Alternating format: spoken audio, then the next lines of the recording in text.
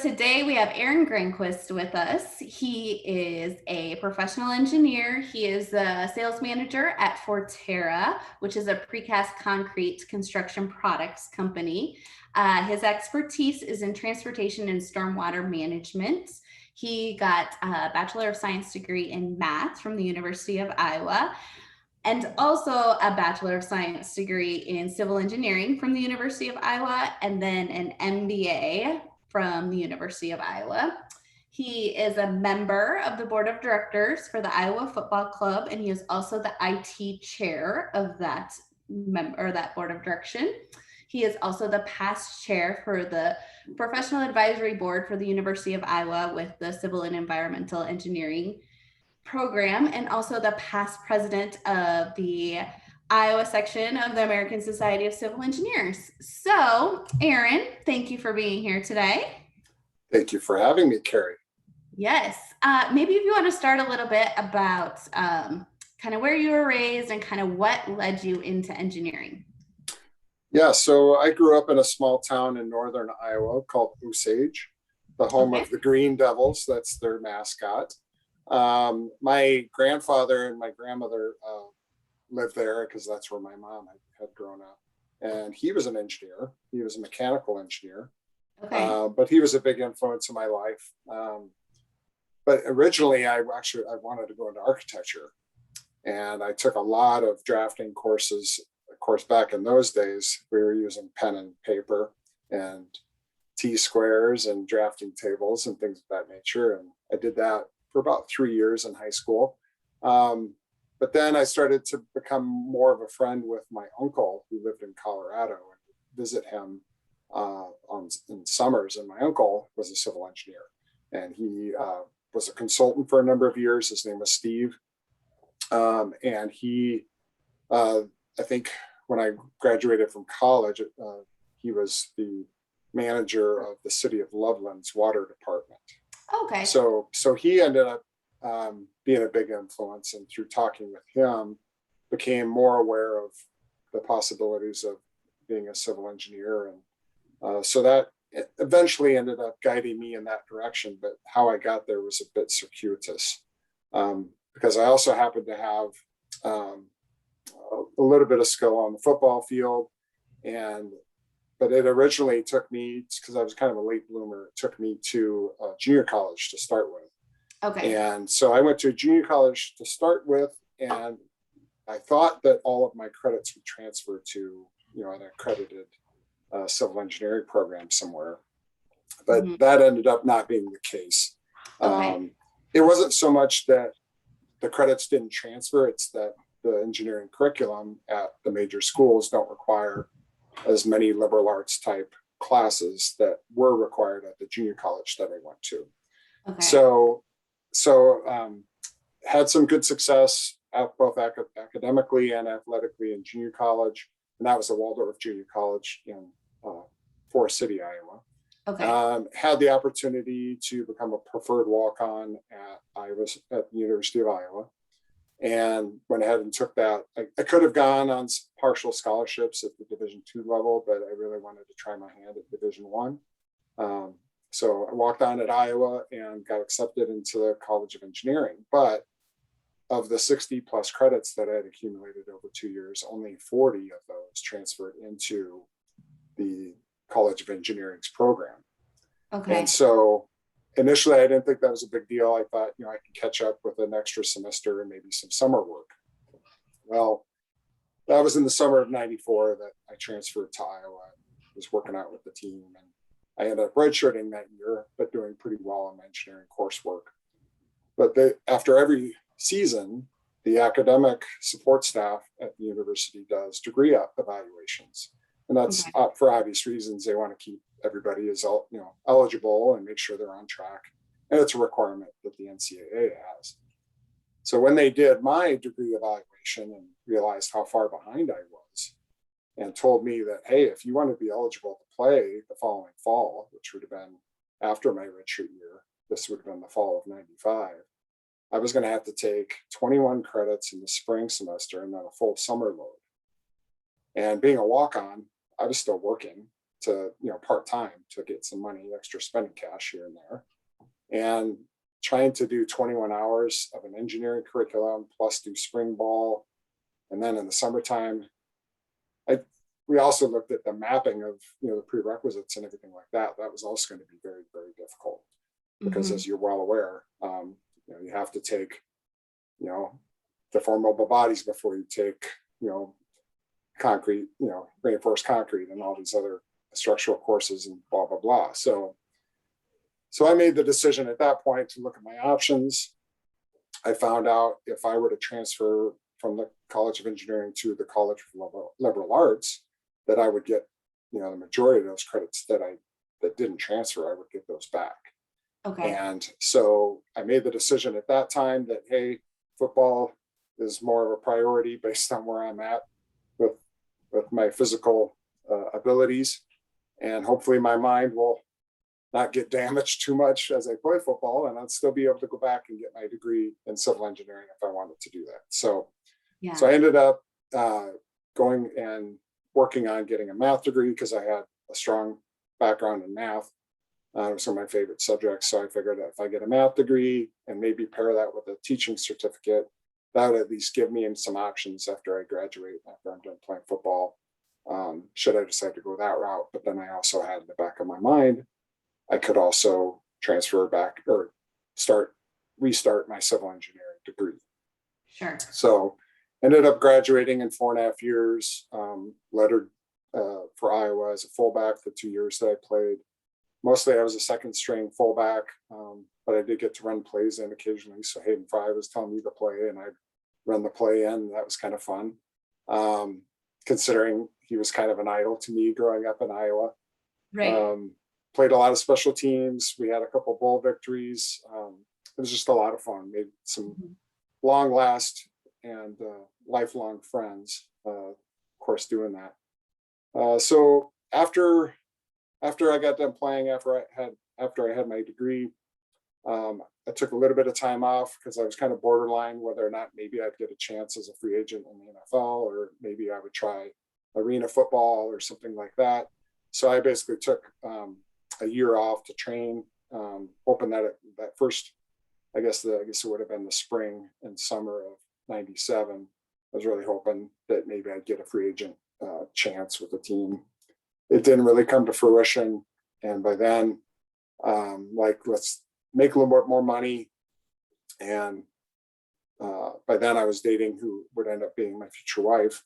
And basically went back in the fall and got back into the civil engineering curriculum at Iowa, and was able to work that out so that I graduated basically in May of 2000 with my civil degree.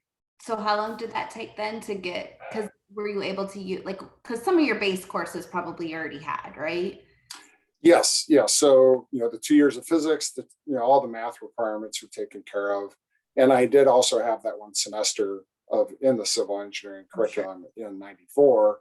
So really it only took me 2.5 years to get through the second Bachelor of Science degree from Iowa. So that put me to May of 2000. Moved, and that thankfully with my uncle and his connections out in Colorado, he was able to get me. Well, I guess if I back up, the summer of '99, he was able to get me an internship with a consulting firm out in Fort Collins, Colorado. Okay. And I got to live with him, which was kind of fun, him and his aunt and my cousin. So that was pretty fun. But then he also helped me get in touch with some other firms out in the Denver and the Front Range area, anywhere between Denver up to Fort Collins, and had a number of interviews and job offers out there. And I ended up choosing to work for a company called CH2 on Hill. At the time, they were, I think, the largest privately owned civil engineering firm in the world. And I think they stayed in that status for a while. And then they recently, I think 2 or 3 years ago, they got acquired by Jacobs.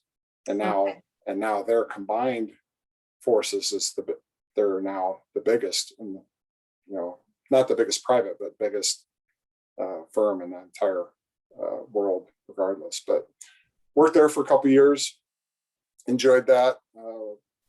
Got to work on a wide variety of things, everything from local development type projects to paved roads up in the mountains, like in national forests, because they had contract with National Forest Service and Bureau of Land Management. So got to do some really interesting windy roads and some mountains, and also some, churn and burn tract housing, curb and gutter design. So it was kind of a wide variety of things, and We were got to probably work on on. the same job sites back in the day. I was looking at the houses, doing the turn and burn houses, and you were doing the curb and gutter. Yeah, absolutely, and all the storm sewer underneath too.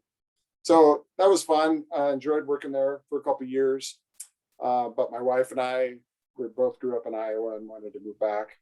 And so we made the decision in the summer of 2002 to come back to Iowa. And I had gotten a job offer. Well, I'd actually gotten second to Brian Belk, who for a position at the city of Iowa City. And I always hold this against them, but apparently I made. You shouldn't be sitting next to each other.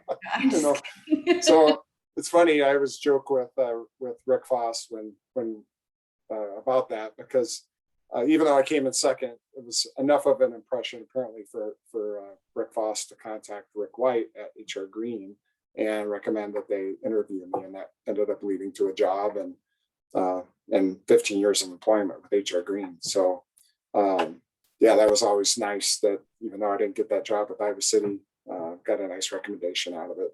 That certainly helped further my career and change my life, quite frankly. So coming back to Iowa was fun. We got married, had a couple kids.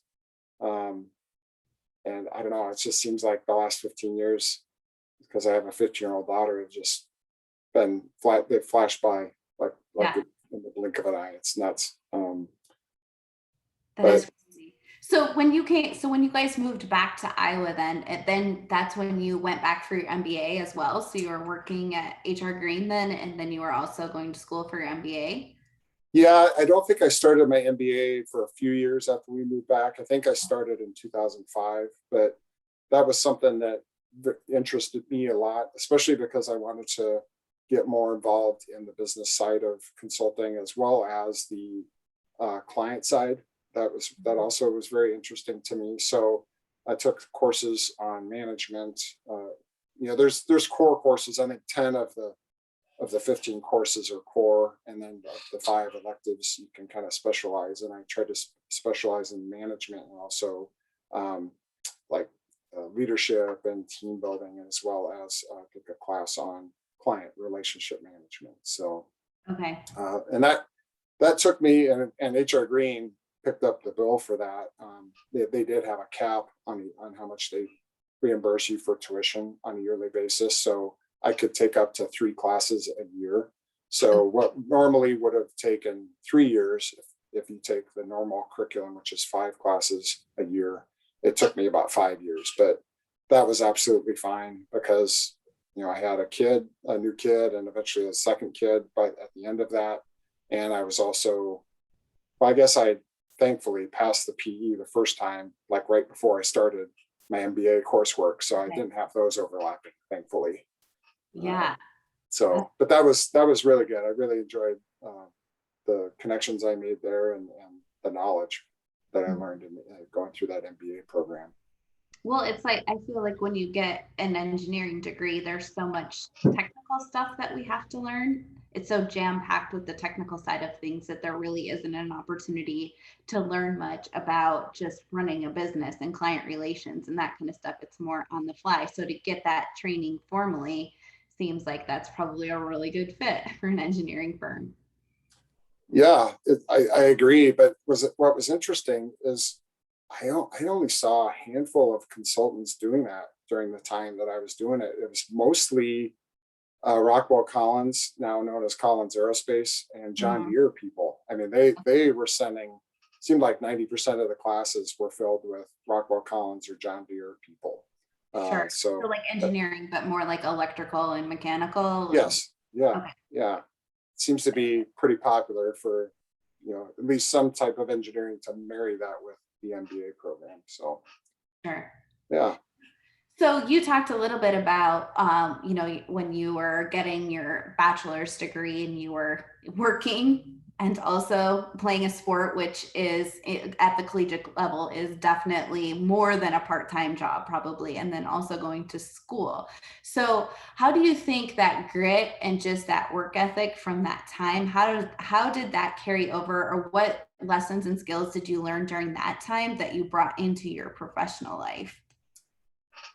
Yeah, I think, I didn't grow up with a ton of money, so I always had a job. So I think having a job and juggling even high school studies with a job and sports uh, really just kind of naturally led towards I could handle it at the collegiate level. I mean, it's incremental that you have more and more responsibility and you can take on more. But uh, yeah, I would say that the difference between the time requirement for junior college football versus Division 1 Big Ten football is amazingly different. And so, um, you know, I found some nice mentors, especially my position coach at that time, who was really good at giving me some pointers on how to basically task management, schedule management, and that really helped.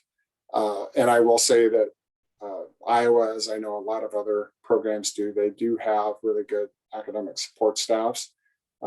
Now, they didn't have tutors at study hall that or study table that knew much about engineering, so they always try to get someone else to help with that. Yeah. Which is interesting because once I was done playing football but was doing my engineering degree, I basically worked as a tutor for the athletic department on math and science topics. Okay. So there's a few doctors now running around that benefited from my tutoring back in the day that were playing football. So kind of an interesting 180 that or 360, I guess if you want to call it. But yeah, I think just time management and prioritizing, when things need to be done. Those are types of skills. It's never perfect, but you develop them. And I think that's translated into, once I was a consultant, managing 12 different projects at the same time and home life and all of those things together. I think that's something that everybody needs to deal with at some point. Yeah. And sometimes the most pressing thing isn't always like the one that feels the most pressing isn't the one that you should be giving priority to, and just trying to figure all that out, right?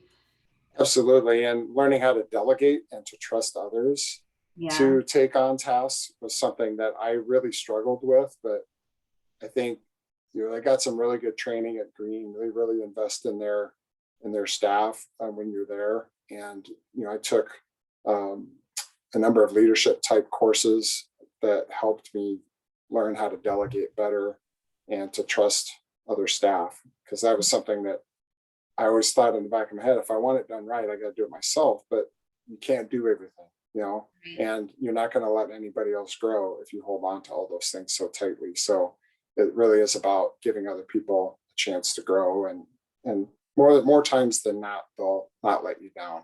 So Yeah. Well, and at first it's going to be less efficient, right? And you have to give it time to become efficient. I'm also, so I'm thinking of another full circle moment here with your tutoring tenure. yeah, You got your degree in math, right? So like you did get an opportunity to kind of teach math for a period of time there too, right? So yeah. So that is interesting. So I didn't really elaborate on it, but football kind of got in the way of doing student teaching as well. um, So I never actually got my teaching certificate, although I took a number of courses in the education department that were geared towards getting me ready to be a math teacher in high school. So yeah, that definitely helped later on when I ended up being a tutor for the athletic department, and I was trying to teach, some even calculus to some guys that were trying to do pre-med. So yeah. yeah, so that was interesting how I thought at that point maybe that was wasted education, but there really is no such thing as a wasted education. You'll eventually use those things and you'll learn from them regardless. So Yeah. Do you ever think you'd go back to teaching or go into teaching? more? I think I would love it because I really liked the mentoring aspect when I had enough experience that I could mentor, a fresh grad, something with, someone with 2 or 3 years experience or whatever, just trying to learn what it's like to be a civil engineer. I really, really enjoyed mentoring. That was fun. Hmm. And I honestly, I hope Rick Foss at some point sees this video because he's been an inspiration to me for a number of years. But the fact that he now gets to basically be a professor after a full career in civil engineering, that is so cool. And I bet he just loves that. And I could see Yeah. myself at some point potentially, if anybody would ever have me to do that, I would love to be a lecturer or professor or something like that at a small school. Um, Yeah. yeah, I it's really neat. could totally see that. Like, so I'm thinking back, like you're just like engaging, and I'm thinking back to when for ASCE we had to do that PR university situation deal or whatever, and like I was super nervous to do that and just like kind of fumbling over my words.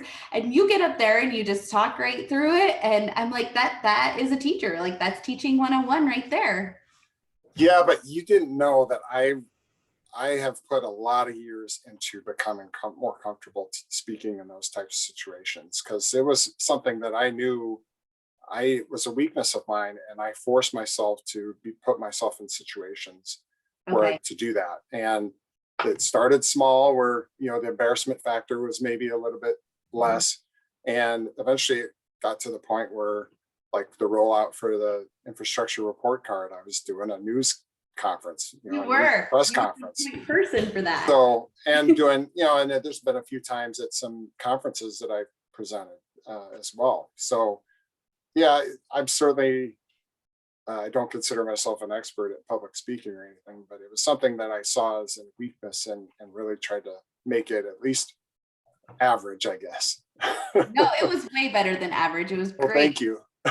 You're very good at that, just being engaging and like, and even like at our conferences, like up in the front. I mean, that's good training for that too, right? Like putting yourself in those positions that are uncomfortable, but it's great training. But it just always like you always have like a joke to go with it or something. Jokes help. Yeah, Yep. But you jokes got to help. be paying attention. And I think some people in that setting are caught off guard by humor. And I love that. Yeah, keep them guessing, right? Yes, yes. So what's a risk that you've had to take to get where you are right now? Ah, hmm. Wow, a big risk was I had the opportunity, I guess it was the summer of 2009. I was working in Cedar Rapids at the HR Green office in Cedar Rapids, but an opportunity came up to start managing the office that they had in the Quad Cities in Moline, Illinois. And that was something that I was flattered to be asked to do that, but that was that was definitely something that I was not quite ready for. And Okay. um, but I decided, well, this is going to be a great boost to my career, to take on a whole bunch more. It's basically right at the line where I was about to become a project manager as well. So basically, in the course of a couple of weeks, I was starting to work out of that office. I was the office manager. I was now a project manager, and I was in charge of a handful of clients too. So it's like pretty much just head down, work on projects, and now all of a sudden you're totally turning a corner in your career. And that was a big change, but I had some good support, some really good employees over in that office.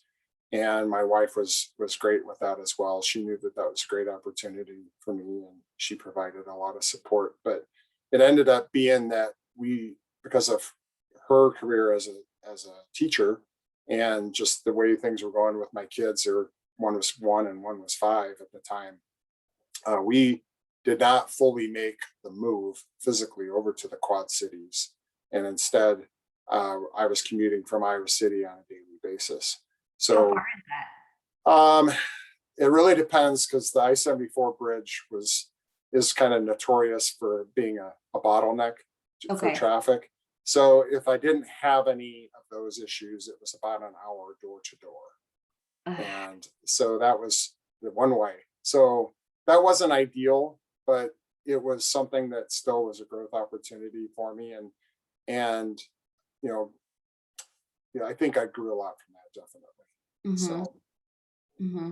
Well, and that's something I see in you, like you were saying before, like maybe public speaking at first, like it was something you knew was a weakness, so you like worked at that, and like this was a challenge, and you were okay with like starting something new and not knowing it, right? And that's I see you doing that time and time again, just from our interactions and with ASE and stuff too, where you see something and like maybe you're not like maybe it's a stretch, but like you thrive in that stretch environment to like grow into that, like you are continuously growing, it seems like. So yeah, I'd say that's pretty accurate. I've got a lot of interests, and if something just is slightly curious to me, I'm at a fault. I kind of explore it to its logical conclusion. okay. So, there's things like I was clueless about economics, and maybe I'd taken, you know, you have to take an economics for managerial, for managers in your MBA coursework, but that just sparked a whole bunch of interest. And I started reading economics books and listening to them on CD or on my iPod while I was driving back and forth from the Quad Cities. And Okay. so I've probably listened to 40 to 50 hours of economics stuff That's just funny. from driving. And you're probably, oh, that's really exciting for us to put on this podcast and people are going to love this. But it was something that I didn't know, like what the role of the Federal Reserve played on Mhm. fiat currency. And there's a whole bunch of things I can get into. I'd be super nerdy and not interesting to your viewers. So, Yeah, but you but know what is interesting was like in 2008 with the market crash, like that's all economics, like, and it it is. affected everyone. And if you know the backstory and the reasoning behind all of that, like that's empowering and that's super interesting. So don't don't sell the subject matter low. I think I find it to be tremendously fascinating, but when I start to talk to people, or I could just start to see their eyes glazing over, I'm like, let's move on to something else, maybe crack a joke or something. But yeah, I So mean, even things like, well, I mean, like coaching, like I really like coaching. I kind of ties into the mentorship type stuff that I've done. So mhm. while so I've been involved, and you mentioned Iowa Football Club. We do a yearly youth camp, and Okay. so I've been participating as a camp coach in that since 2011. And we didn't have one last summer, and it's unlikely that we're going to have one this summer just because of a very variety of factors Mhm. and the planning that goes into those. But now that has translated into my son, who's 11.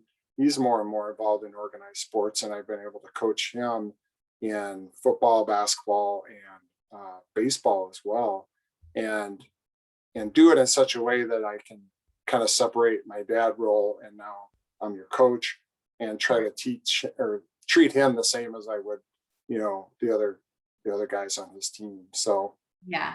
Well, it's and it's like if you think of it from an education standpoint, so like being a collegiate level athlete is it's pretty much like you have your doctorate in coaching too, because like I mean, it's not a formal thing, right? But I guess all I'm trying to say is that you have a lot of experience in those settings and being mentored by coaches and mentoring other players too. And then to have, I mean, how many years do you have in organized sports? Like a 15? lot. Oh yeah, I mean from seventh grade through, and that would have, I don't know, I don't want to do math. Not like I have a math degree or something here, but yeah, from seventh grade through junior college, and then 3 years at Iowa. Um, Yeah. so, but you also, I think you learn from the good coaches, but you also learn from the bad coaches. Like, Yeah. okay, maybe I'm not going to approach that type of situation in that manner. Yeah. That's If I funny. want to have the respect of my athletes. So, Right. and Right. I won't go into any further detail on that. Yes. Yep. If there's any names being used, they were all great coaches, right? Absolutely, absolutely. So what else are you passionate about? Well, believe it or not, even though I played a lot of football, basketball was my favorite sport growing up. Okay. So up until a few years ago, I have been playing pickup basketball multiple times a week Mhm. for as long as I can remember. It was something that just always did. But I started to have some body issues as I get older, and I remember after one Sunday night game in the rec league that they've got here in North Liberty, I don't know, I was banging against some 20-something-year-old guy that was like 6'8", and he was 270. And, at that time I still weighed about 245, 250. And I was lower than him, so I had leverage. But I remember my back hurting so bad. And then I actually had to stay home from work for 2 days because of back spasms. I just could not get out of bed. My back hurt so bad. Oh, it was terrible. And that was the final straw. My wife, she was like, "You were always so sore after playing." And then this was the final straw. And I said, okay, Yeah. I can't do it anymore. I got to find something else. Now, the reason I played in basketball till I'm going to be 47 here in September. So I played until I was about 44. And that actually, the night before I turned 43, I blew out my knee, my ACL, playing In basketball basketball? in that same league. Yes. Okay. And the drive to get back on the court was what allowed me to basically push through the physical therapy and do everything that I needed to do, because that was a goal of mine. Is that I want to play again without a brace on at as high a level as I can. Mhm. And that was the driving force that I kept in the back of my mind that was pushing me through all of these difficult rehabilitation exercises and things of that nature. So, and it worked. So I was back on the court within 6 months of the surgery. And then I played a whole nother year. And then it ended up being my back that was the problem, not my knee. My knee has never Yeah. given me problems since then. But once I gave that up, I needed something competitive in my life. And I had started to dabble a little bit in bicycling. Okay. And because I had successfully referred an employee that got hired at HR Green and stayed there at least 6 months, I was able to get a recruiting bonus for Okay. that. And I decided, hey, this is money I didn't expect. Let's buy, a road bike. And so I did that, and it wasn't a lot. It was a pretty inexpensive road bike, but ever since then, I've been riding, and through using there's a particularly popular app called Strava that allows you to track your rides, Okay. both against yourself, but also it's kind of a social media type thing against your friends. Mhm. And so that has kind of replaced basketball as my competitive release, where I'm also always trying to beat myself and get a new personal record, a new PR, or try to beat someone else on my friends list on a particular route. So Mhm. biking has become a passion of mine, and it's actually been very great for my health too. My doctor says I'm in some of the best health that he's seen for someone my age, and I've lost 25 pounds riding, and it doesn't hurt my back, doesn't hurt my knees, and it's been a lot of fun to get into biking. So Well, and it's good for your heart too, right? Because of the absolutely, absolutely, yeah. yeah. So I'm also sensing a little similarity in your life experiences here as far as like setting a goal, like a pretty lofty goal and going for it. Yeah. Like, when is your earliest memory of challenging yourself like that? So setting a goal and then going for it. That's a good question. So I'm, I think as a freshman in high school, I said, I want to rush for 1,000 yards, at least one season in high Mhm. school. Now I didn't get that until my senior year, but I did rush for 1,000 yards my senior year in high school.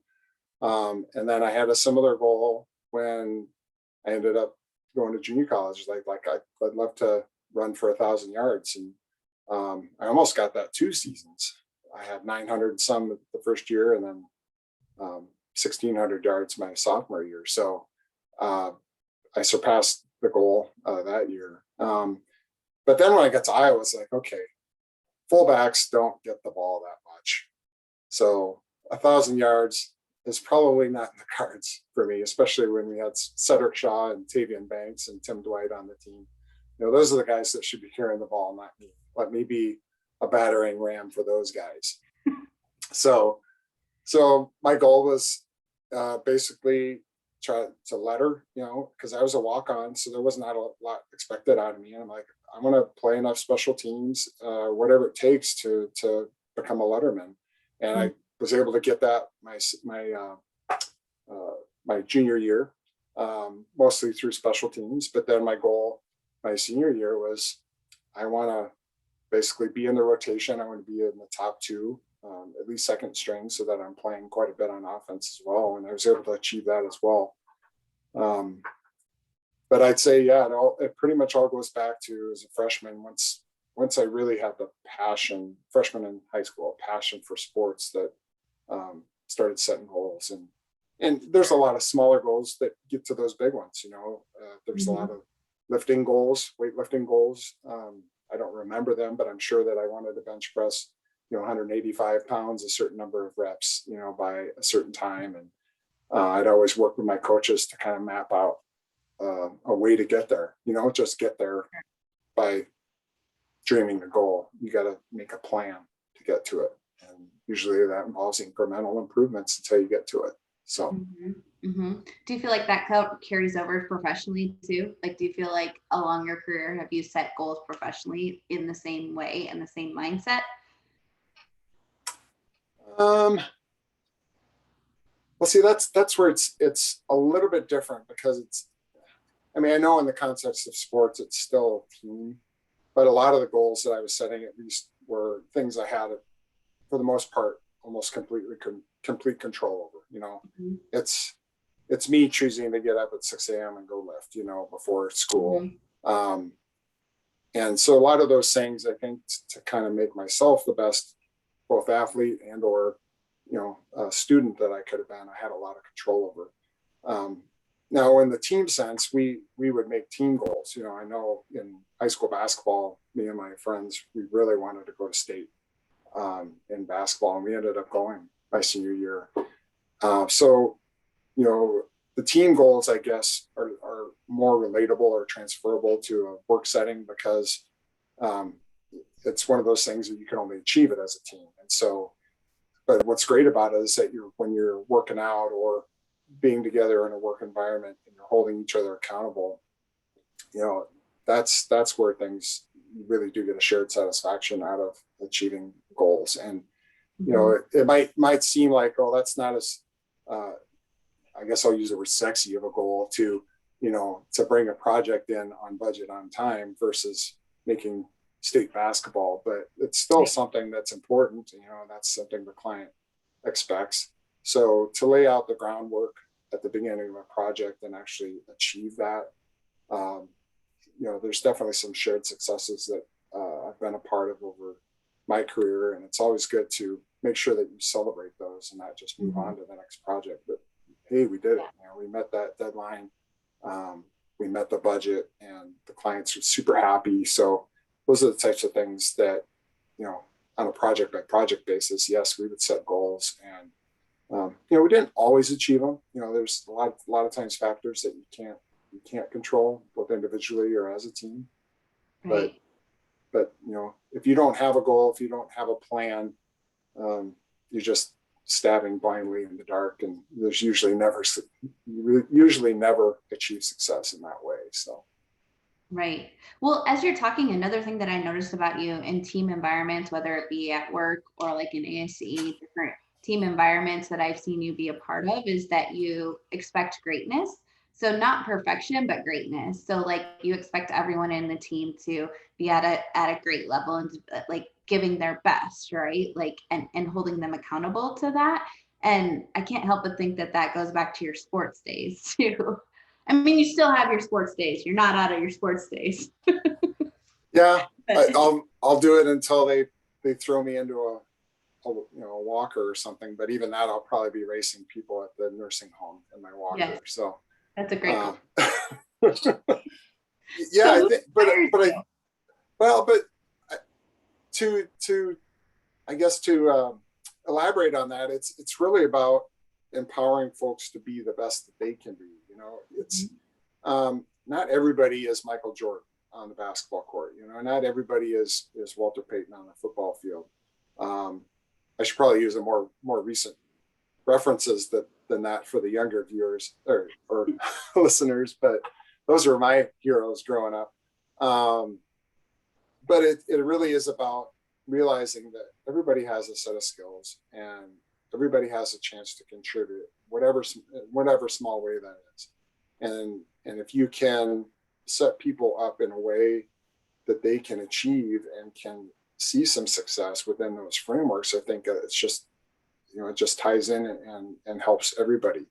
I guess to continue to use a sports analogy, there's a lot of point guards out there like Isaiah Thomas. I mean, he was not known as a great scorer or a great defender, but he was really good at distributing the ball. And, he was able to win a couple of NBA championships because of the small role he played in helping others shine. So, I think it's always good to think about examples in the sports field, and they can be very applicable to the business world or other professional settings. Yeah, all great stuff for sure. Yeah. Insightful. So who inspires you? Well, I mentioned my Uncle Steve. He was a huge inspiration to me. Unfortunately, he lost a battle with cancer about 8 years ago.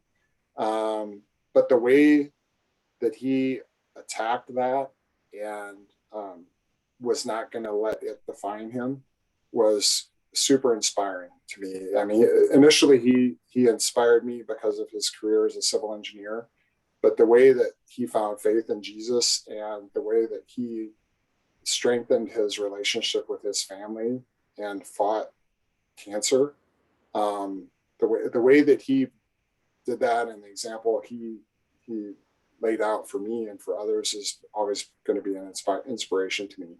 And I have a picture of him and I that summer that I spent out with them in '99, and I'm still in constant communication with his wife, with his widow Julie, and their daughter Taylor, who's a cousin of mine, and he was probably my biggest inspiration from a professional and personal level. And some of that's because my parents are divorced, and my dad was in the Air Force, and I didn't see him as much.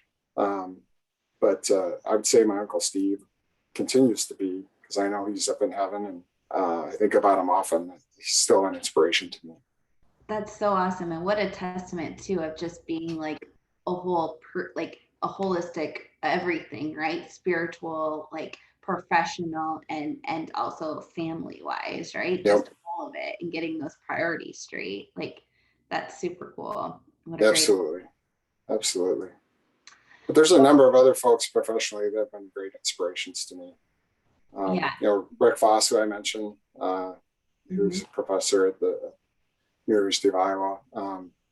There's a bunch of folks, Tim Cutsforth at HR Green, Ryan Simbro at HR Green. The list is pretty long. Teresa Stadelman, I don't know, do you know Teresa at all? Maybe. Okay.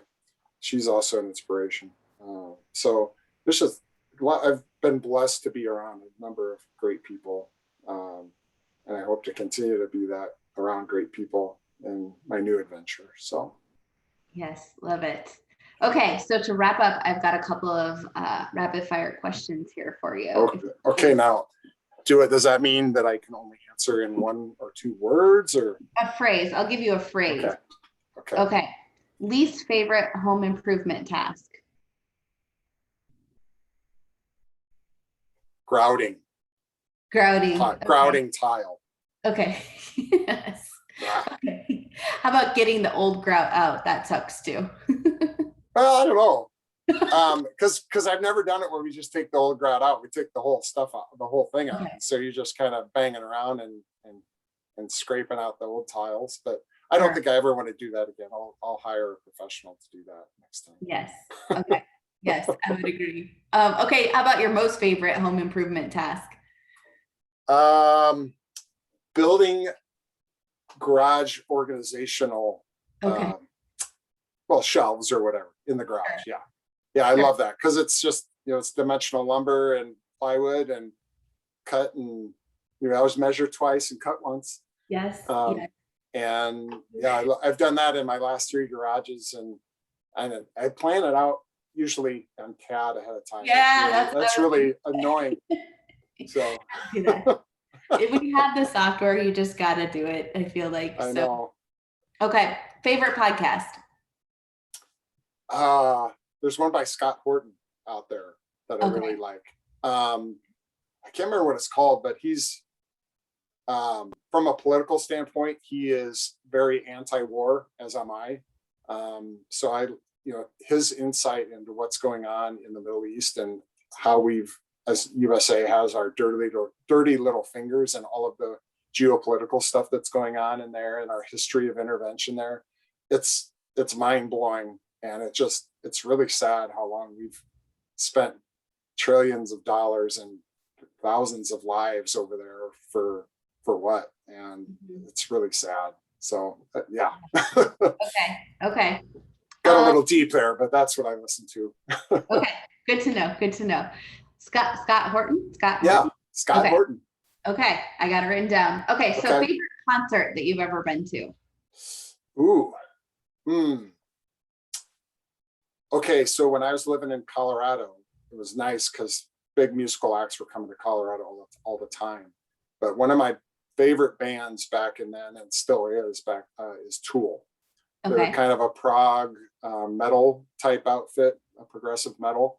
And I got to see them at Red Rocks, which is a pretty famous amphitheater up in the foothills. It's just a natural, well, they've improved it, but it's a natural stone and rock amphitheater.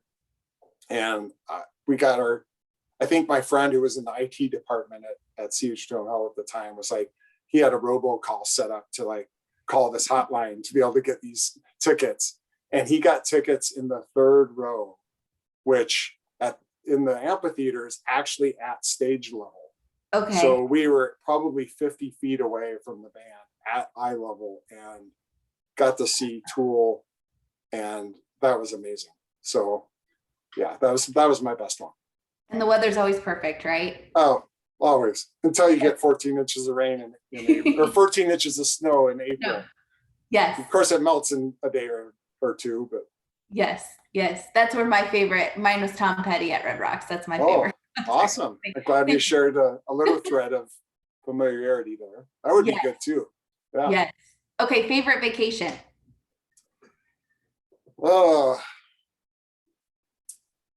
A couple Christmases ago, we drove the minivan with everybody, including 2 dogs. So four humans and 2 dogs. We drove to Flagstaff, Arizona.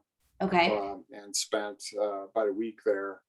And driving through, we didn't take the straightest interstate routes. We took some back country routes, and it was all paved. But going through Colorado and New Mexico and Utah and seeing a lot of neat things and kind of taking our time to get there and then spending a lot of time there and then came back.